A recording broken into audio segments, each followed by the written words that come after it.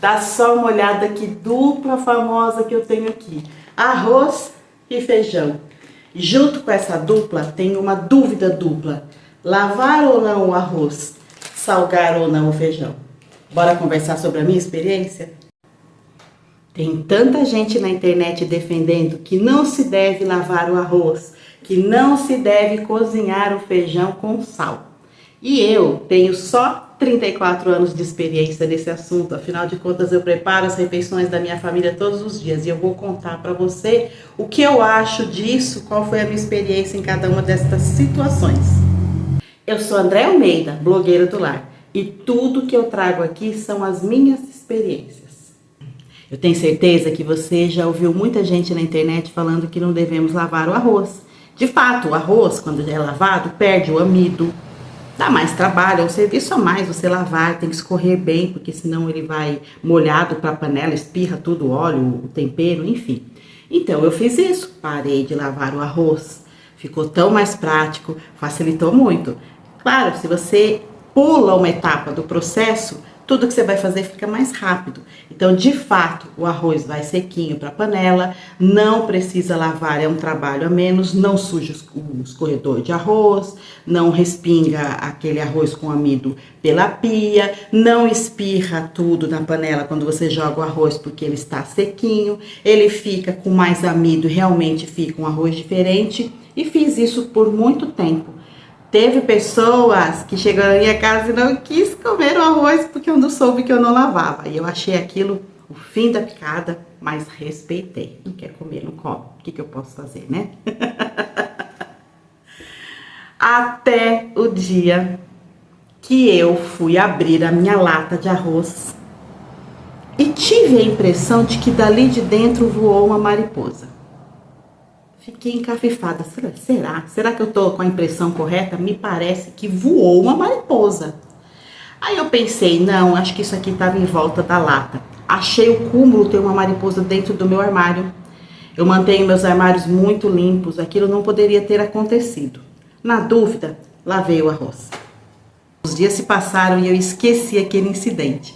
Até que, novamente, eu abri a lata do arroz e voaram duas mariposas, e dessa vez eu tive certeza, veio de dentro da lata do arroz. Eu já estava lavando o arroz, como eu fiquei na dúvida, pensei, se estava dentro dessa lata, é melhor lavar esse restante, quando eu abrir outro pacote, eu volto a usar o arroz sem lavar.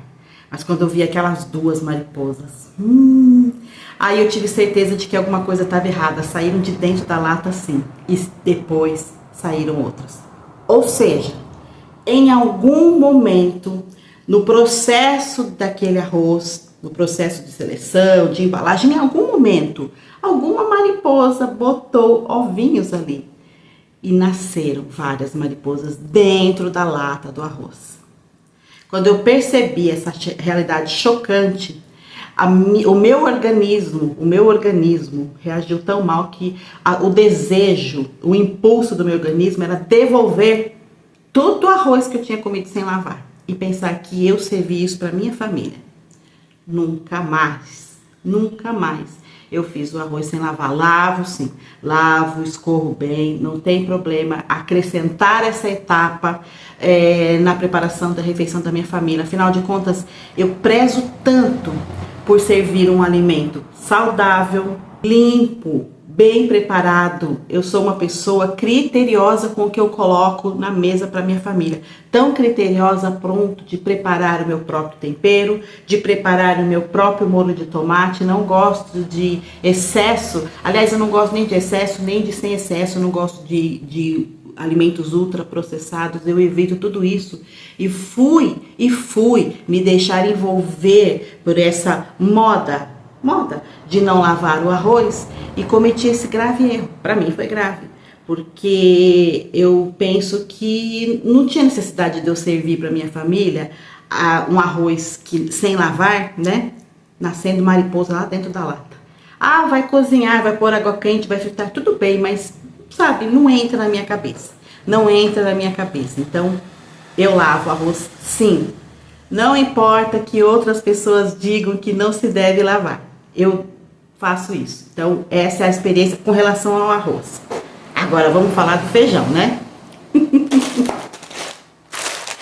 Eu costumo cozinhar 1 quilo de feijão e guardar para a semana toda. Eu cozinho e congelo. E ele fica fresquinho, fica bom. Eu sempre tive a informação de que o feijão deve ser cozido sem sal.